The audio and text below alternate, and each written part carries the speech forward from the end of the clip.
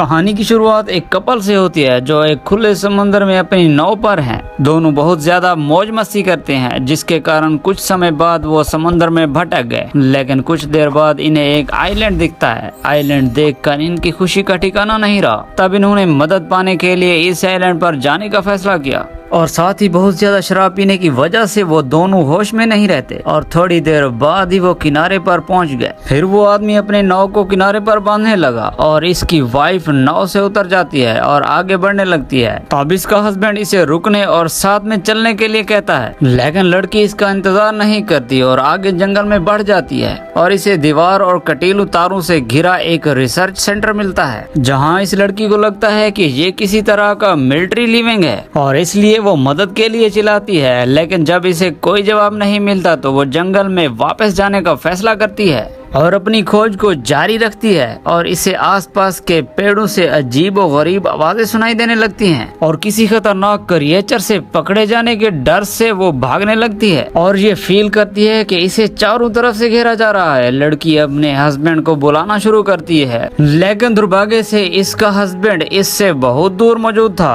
और इसे ये एहसास होता है कि इसका हस्बैंड इसे बचाने में कैपेबल नहीं होगा। तब वो फिर से भागने की कोशिश करती है, लेकिन किसी मिस्टीरियस क्रिएचर के द्वारा इसे आसानी से पकड़ लिया जाता है, जो इसे इसके पैरों से खींचकर अपनी मांद ले जाते हैं। लड़की एक पत्थर को पकड़ने की कोशिश करती है, लेकिन इसकी उंगलियों को वो क्रिएचर खा चुके होते हैं और वो इन जानवरों से बच नहीं पाती। वो बस हार मान लेती है। दूर इसके हस्बैंड ने आखिरकार इसकी दर्द भरी चीखें सुनी, लेकिन दुर्भाग्य से बहुत देर हो चुकी थी और वो इन खतरों से अनजान मदद करने के लिए वहाँ आया और तब इस रहस्यमय क्रिएचर ने इसे भी अपनी आगोश में ले लिया। सीन कट होता है और दूसरी तरफ हमें मैट और जॉन दो भाई दिखाई देते हैं, जिनके बीच रिश्ते थोड़े कैजुअल थे और वो अपने हवाई जहाज से इस जगह जाने के लिए उड़ान भरते हैं। वहाँ पर इनके बचपन के दोस्त नोवा, सारा और निकी, जो कि मैट की जीएफ थी, वो भी इनके साथ इस आइलैंड पर आ रहे थे मौज मस्ती करने और एक एडवेंचर लाइफ को फील करने, क्योंकि वहाँ मैट और जॉन के अंकल का एक छोटा सा फार्म हाउस था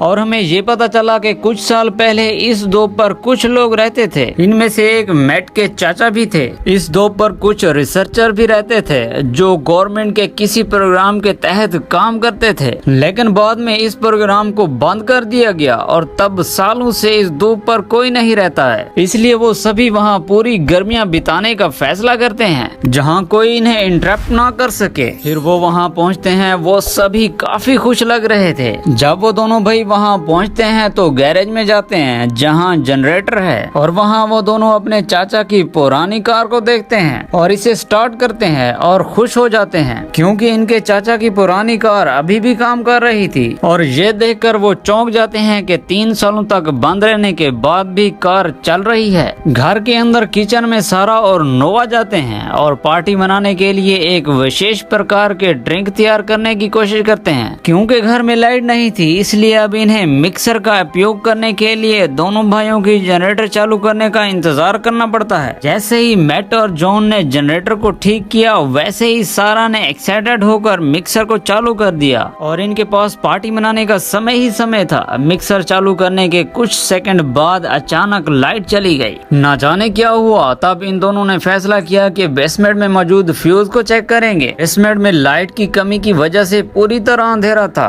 तब नोवा बेसमेंट को रोशन करने के लिए अपने लाइटर का उपयोग करता है। वो दोनों फ्यूज बॉक्स तक पहुंचने में कामयाब रहे। जले हुए फ्यूज बॉक्स को ढूंढा और इसे बदल दिया, जिसके बाद लाइट आ जाती है। तब सारा अपनी ड्रिंक बनाती है और बाहर एंजॉय कर रहे सभी को ऑफर करती है। वहीं दूसरी ओर मैट और निकी किस करते हैं। वहाँ सभी लोग काफी एंजॉय करते हैं और ज्यादा ड्रिंक करने की वजह से सभी नशे में हो गए, इसलिए वो स्विमिंग करते हैं और कुछ देर तक स्विमिंग करने के बाद सभी घर के बरामदे में जमा होते हैं, जहाँ वो जॉन को देखते हैं जो अपने धनुष से लक्ष्य को निशाना बनाकर अभ्यास करता है। और तभी अचानक से एक खूबसूरत जर्मन शेफर्ड पपी जंगल से बाहर आया, जिसे सारा उठाकर गोद में ले लेती है। और आधी रात को घर में पार्टी करते समय वाइन खत्म हो गई। तब नोवा तहखाने में मिली शराब की बोतलों में से एक को लेने के लिए किचन में जाता है और जब वो दरवाजा खोलता है तो पपी भी इसके साथ चला जाता है। जब नोवा बोतल खोल रहा था तो इसने पपी की ओर देखते हुए कहा कि तुम्हें बिल्लियां पसंद हैं, जिससे पपी गुस्सा हो जाता है और गुर्राना शुरू कर देता है। फिर नोवा घर के हाल में वापस आता है और अपने दोस्तों को बताना शुरू करता है कि क्या हुआ। तभी पपी दरवाजे में मौजूद एक छेद की सहायता से घर से बाहर निकल गया और जंगल की ओर चला गया। अब क्योंकि सारा को सच में वो छोटा पपी बहुत पसंद था, इसलिए वो घर से बाहर जाकर इसे ढूंढने का फैसला करती है। इस पपी को ढूंढने के लिए जॉन भी सारा के साथ जाता है। जॉन फ्लैश लाइट का यूज करके इसकी मदद करने की कोशिश करता है। कुछ देर तक ढूंढने के बाद जंगल के बीच में पपी मिल जाता है, लेकिन जैसे ही सारा इसके पास आती है तभी अचानक से एक बड़ा कुत्ता झाड़ियों में से निकलकर सारा पर हमला कर देता है, जिससे वो जमीन पर गिर जाती है। तभी जॉन इसकी मदद के लिए आता है, लेकिन वो कुत्ता सारा के पैर को काट लेता है और फिर वहाँ से अपने पपी के साथ भाग जाता है। इसके बाद वो दोनों घर आ जाते हैं। अब सभी लोग बहुत चिंतित थे क्योंकि कुत्ते के काटने की वजह से कहीं सारा को रेबीज ना हो जाए, जिसकी वजह से वो इन्फेक्टेड होकर मर भी सकती है। इसीलिए मैट और निकी ने कहा कि इन्हें अगले दिन यहाँ से शहर जाना चाहिए और सारा का इलाज करवाना चाहिए, जिस पर जॉन ने कहा कि हम लोग छुट्टियां मनाने आए हैं और ये कोई बड़ी बात नहीं है, साथ ही से अभी डॉक्टर की जरूरत नहीं है और ये घाव जल्दी भर जाएगा। तब ये फैसला सभी लोग सारा के ऊपर छोड़ देते हैं कि वो शहर जाकर इलाज करवाना चाहती है या नहीं, जिस पर सारा ने कहा कि वो अपने दोस्तों की छुट्टियां बर्बाद नहीं करना चाहती, इसीलिए वो सबके साथ यहीं रहेगी और एंजॉय करेगी। फिर ये लोग एक हफ्ते के बाद यहाँ से चले जाएंगे और तब वो शहर में जाकर अपना इलाज करवा लेगी। अब आधी रात को जॉन पानी लेने के लिए उठता है तो सारा को देखता है जो कि खिड़की के पास खड़ी थी। सारा बहुत परेशान लग रही थी। तब जॉन इसके पास जाता है और इससे बात करने की कोशिश करता है। तब वो इसे कोई जवाब नहीं देती और बिना कुछ कहे इसके पास आने लगती है। जैसे ही वो जॉन के पास आती है तो उसे जोर से किस करने लगती है, जिससे उसे दर्द होने लगता है, इसलिए वो इसे छोड़ने के लिए कहता है। तब सारा के दिमाग में कुछ ट्रिगर एक्टिवेट हो जाता है और आखिरकार वो होश में आ जाती है और इसे सी यू लेटर कहकर चली जाती है। अब अगले दिन सभी लोग ब्रेकफास्ट कर रहे थे। तब हम देखते हैं कि सारा को बहुत भूख लग रही थी। वो नोवा के यहाँ से ब्रेड छीन लेती है और उसे खा जाती है। इसे देखकर ऐसा लग रहा था कि वो काफी दिनों से भूखी है। बहुत ज्यादा खाना खाने के बाद भी इसकी भूख खत्म नहीं होती। अब नाश्ता खत्म करने के बाद जॉन अपने निशानेबाजी का ट्रेनिंग करने के लिए जंगल में जाने लगता है। अब इसे देखकर मैट और नोवा भी इसके साथ जाने लगते हैं। तब निकी सारा को कंपनी देने के लिए वहीं रुक जाती है क्योंकि सारा को इस कंडीशन में वो अकेले नहीं छोड़ सकती थी। अब वो तीनों जंगल के अंदर पहुंच चुके थे और वहाँ जानवरों का कोई नामो निशान नहीं था और इनके पास शिकार करने के लिए कुछ भी नहीं था। इसलिए थक कर नोवा इनसे अलग हो जाता है और अपने कैमरे को साफ करने के लिए एक लॉक पर बैठ जाता है। कैमरे का लेंस साफ करते समय इसे कुछ गुर्राने की आवाजें सुनाई देती हैं और वो डर के मारे चिल्लाना शुरू कर देता है और खुद को चारों तरफ से कई कुत्तों से घिरा हुआ पाता है। इन कुत्तों से बचने की कोशिश में नोवा जंगल से होकर भागता है, लेकिन गिरते पड़ते किसी तरह वो अपने दोस्तों के पास पहुंच जाता है। जैसा ही नोवा ने इन्हें कुत्तों के बारे में बताया तो अचानक से एक आदमी इनके सामने आ जाता है जो कि खून से लथपथ था, जिसे देखकर वो चौंक जाते हैं। ये वही आदमी है जो मूवी के शुरुआत में दिखाया गया था। वो आदमी इन्हें बताता है कि यहाँ पर काफी खतरनाक कुत्ते हैं, वो इस धूप पर किसी को नहीं चाहते। लेकिन इस आदमी के पास ये समझाने के लिए टाइम नहीं था। जब वो आगे बोलने की कोशिश करता है तभी एक बड़ा कुत्ता इसकी छाती पर कूद जाता है और इसे पहाड़ी से नीचे गिरा देता है और अपने झुंड के साथ इसे जिंदा खा जाता है और ये सब देखकर तीनों काफी डर जाते हैं। तब जॉन इस आदमी को कुत्तों से बचाने की कोशिश करता है, लेकिन नोवा और मैट ने इसे रोक लिया और घर की तरफ वापस भाग गए। जब वो घर पहुंचते हैं तो देखते हैं कि निकी और सारा स्विमिंग करके घर की तरफ आ रही हैं। साथ ही में कुत्ते भी इनका पीछा कर रहे थे। फिर वो इनकी मदद करने के लिए दौड़ते हैं। जैसे ही ये घर में घुसने वाले थे एक कुत्ता निकी के ऊपर कूद जाता है और इसके पैर को काट लेता है और तब इसे बचाने की कोशिश में मैट निकी को घर के अंदर खींच रहा था।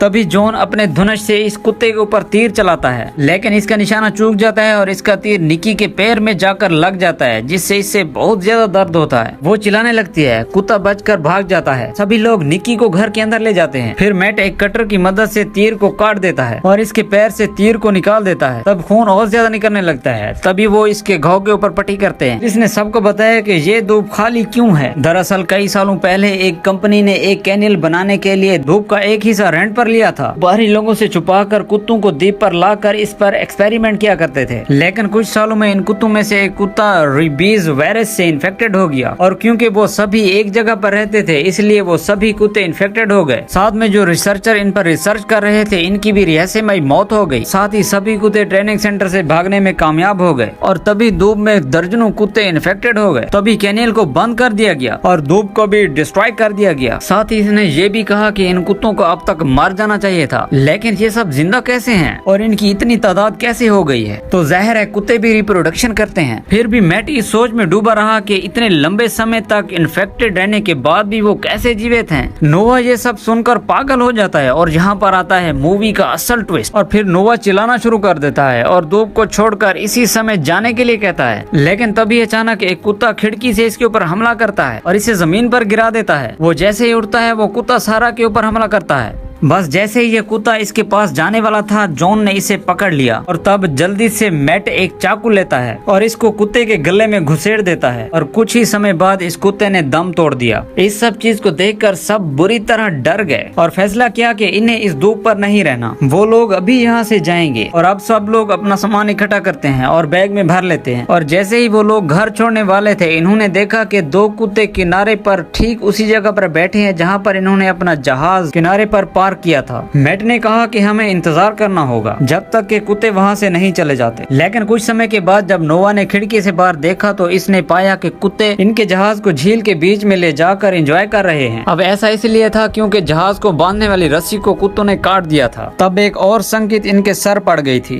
क्योंकि अगर इन्हें जहाज नहीं मिला तो वो कभी भी इस आइलैंड से नहीं निकल पाएंगे।